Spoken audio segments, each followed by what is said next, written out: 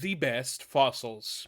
Welcome guys once again to the channel Ranking with Dinosaurs, where we ranked, you guessed it, dinosaurs. And today we're going to be looking at, yes, dinosaurs, but mostly their ultimate remains. What we can find today and what is known as fossils. So, right now, I'm going to be ranking these fossils based on how cool I think they am. And they are. They am. I'm sorry. Bro, it's been a while since I recorded last time, so I'm a little bit rusty. But yes, we're going to be ranking those fossils by how important, at least to my humble opinion, as it is with this channel. It is all of it my humble opinion, and also the correct one. But yes, these fossils are going to be ranging from, importance, coolness, or rarity. So, without further ado, making this intro a little bit too long, we're going to be starting with Leonardo, the Brachylophosaurus. So we're going to be starting with Brachylophosaurus, a particular Brachylophosaurus named Leonardo. Now, there was an expedition in the 2000s which uncovered Leo right here. A nearly an entire skeleton covered in skin impressions. Now, we've had skin impressions in fossils before. They have been found. They've been very impressive and very well preserved. But an entire body covered in this, it's honestly insane. It is one of the best preserved mummies that we found.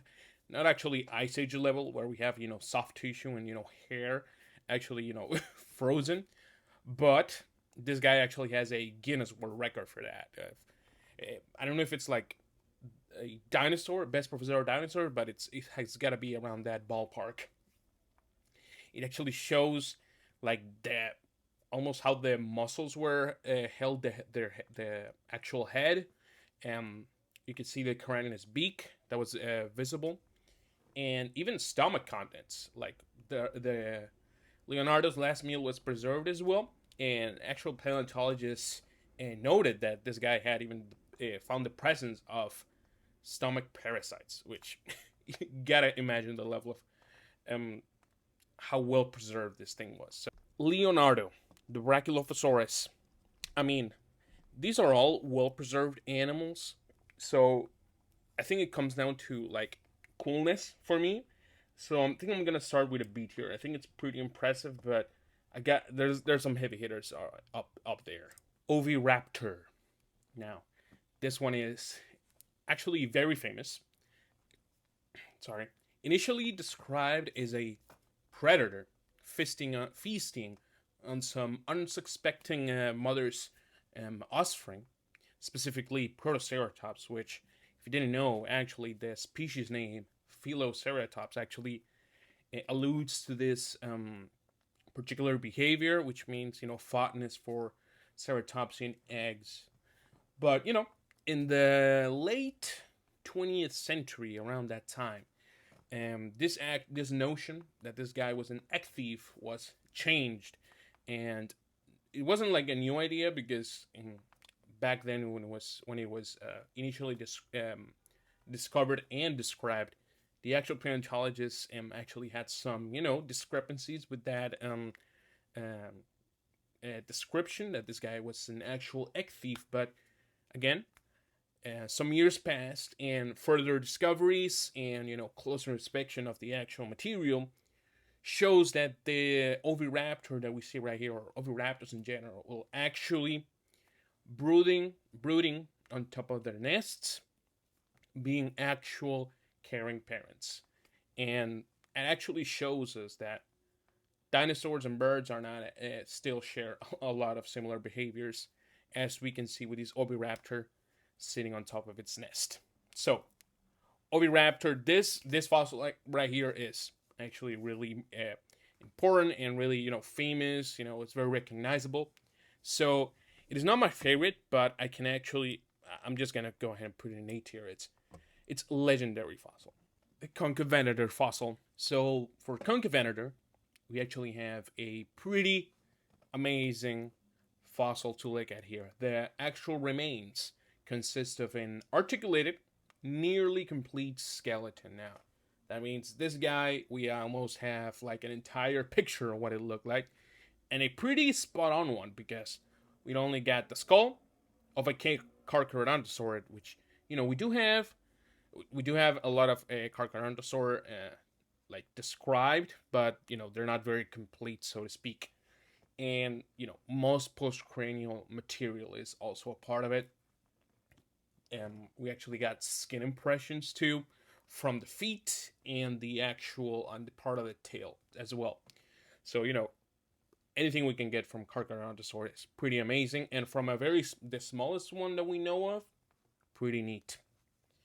I have to say the most impressive and the most characteristic features of Concavenator are known because of how well preserved the material is, because we can see the preserved hump that it had, which is baffling by itself, but on its back, but also the ulna right here on the arm actually preserves quill knobs, which anchored simple hollow quill-like structures, kind of like, not quite like feathers, but similar.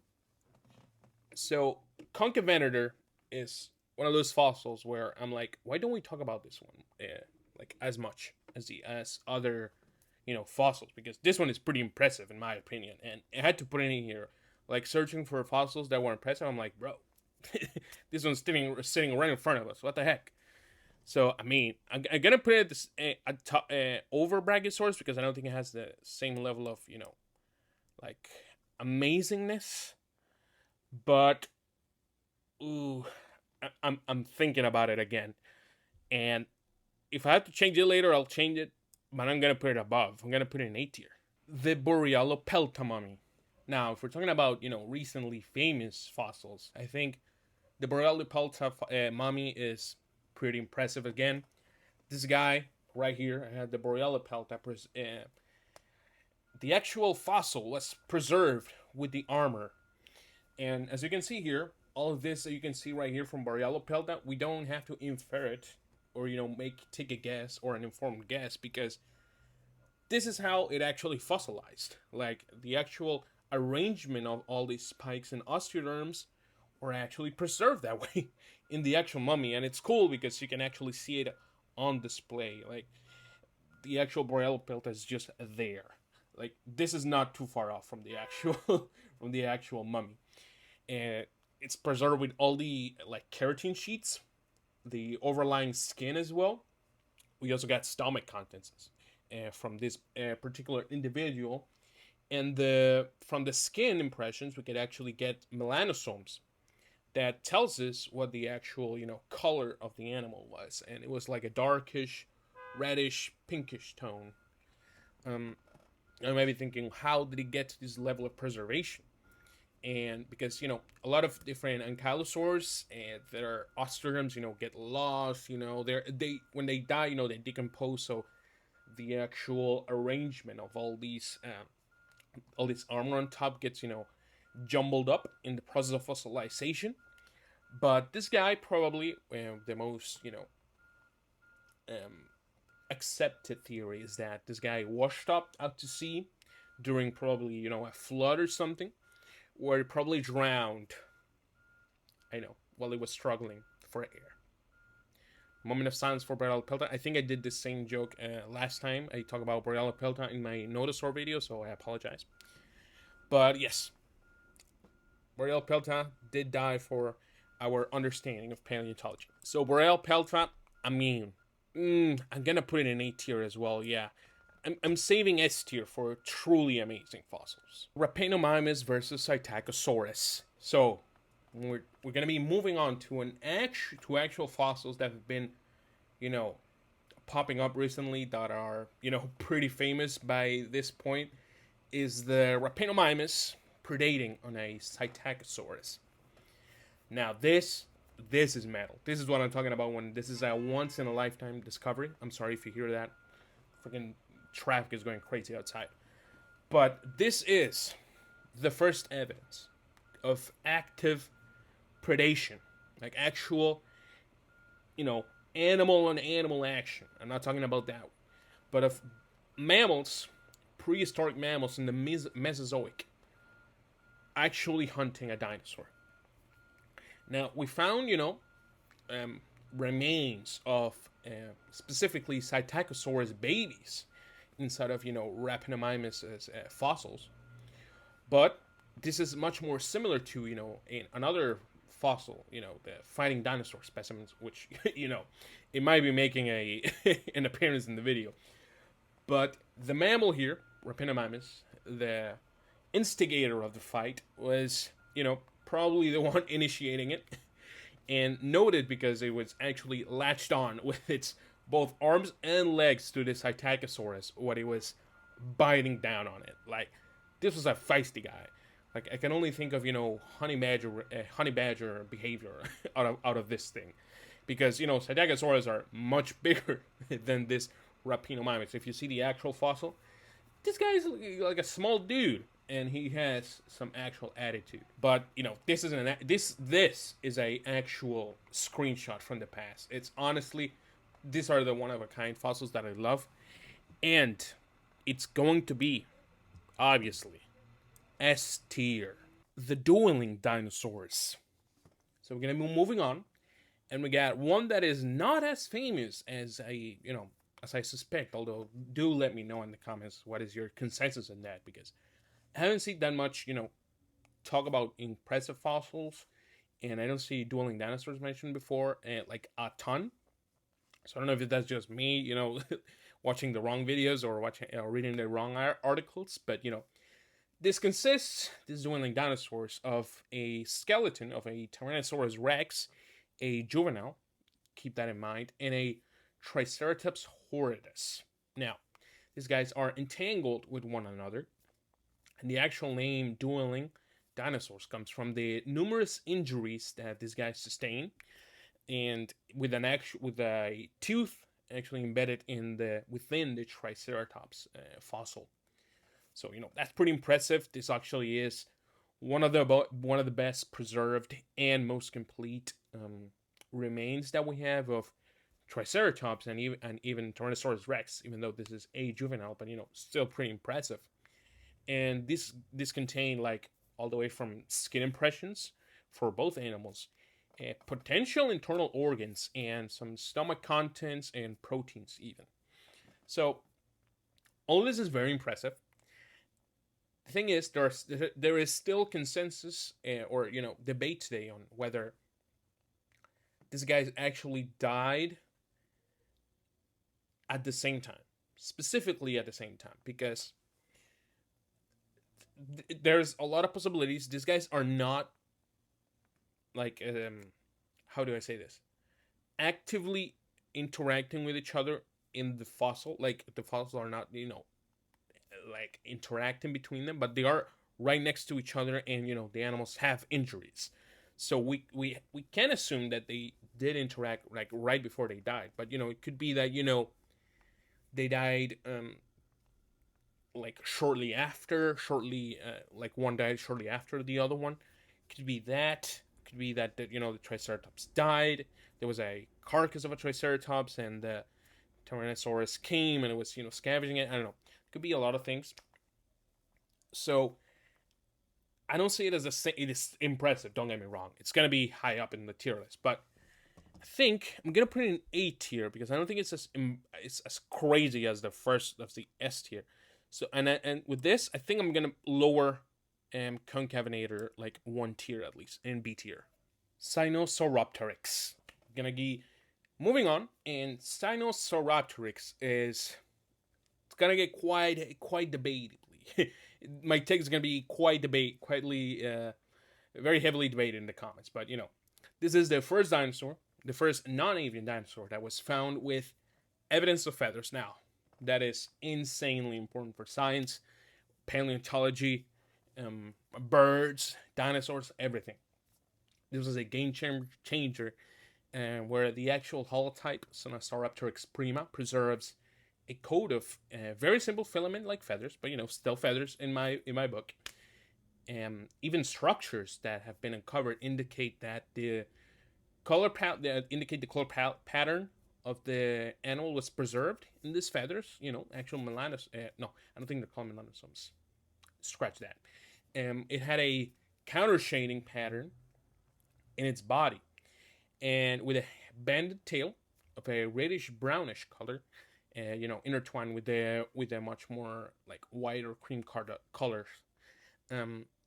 This is inferred from a previous fossil, previous fossil from a different dinosaur, a Dinosaurs, which does have similar structures. So I know a lot of people love SINOSAUROPTERYX, and I get it. It is very important, really impressive. The fossil is great. I think it's a little overrated. I'm gonna get crucified. Hear me out. The rarity of SINOSAUROPTERYX, obviously, at the time was pretty impressive. You know, there was the first evidence of feathers, all of that. How many evidence of feathers in fossil in non-avian dinosaurs do we have today? A lot. We even have a huge-ass Tyrannosaur with a complete coat of feathers. So, I think in the rarity department is not winning me. I think in the coolness department, it is cool, I guess, but again, it goes with the rarity. There's a lot of different dinosaurs we found with evidence of feathers. And I don't know, it's not winning me. I don't love this particular group of dinosaurs as well. And I think, my humble opinion, that Microraptor is much cooler than SINOSAUROPTERYX. I'm sorry if that is controversial, but SINOSAUROPTERYX going in C tier. The fighting dinosaurs. So we're gonna be ending this tier list with probably the most insane, the most famous, and honestly, the best fossil. I'm gonna say right at the gate. I mean, there's direct evidence of why I think this is my favorite fossil, and this particular one hails from the Geducta Formation, and it portrays the last moments of a Velociraptor and a Protoceratops, which are locked in combat. Like, they actually died while throwing hands. And it is a direct evidence of predatory or agonistic behavior in non-avian dinosaurs. Like, we kind of inferred that, dinosaurs probably ate other dinosaurs or some fought others. But this Velociraptor was either actually hunting for food for this Protoceratops, or what it was defending its probably could be its nest or its peers or itself from a angry Protoceratops. It could be a lot of things. The thing is, they were angry at each other and they decided to get busy with it. This amazing fossil was probably to get this actually snapshot of history. It was these guys were probably buried by a dune collapse or a sandstorm while they were fighting each other. There's as well, I was talking about the interpretations, and we can see a very its most popular portrayal in media being the episode in Dinosaur Planet, and White Tip's Journey, where we see one of the Velociraptors fighting a Protoceratops in that same pose where, they do die while being buried by a sand dune collapse. But, I mean, is it not the best fossil? And is this not the most metal fossil you've ever seen? Come on, bro. It is the best.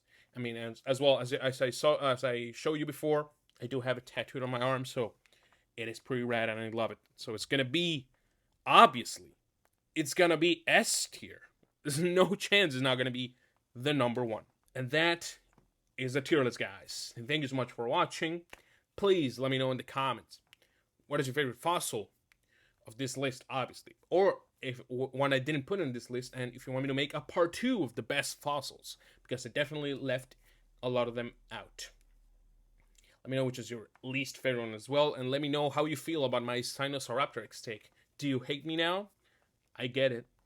Microraptor is still better. But yes, please remember, like the video, helps a lot. Subscribe, helps even more. And I'll see you guys in the next video.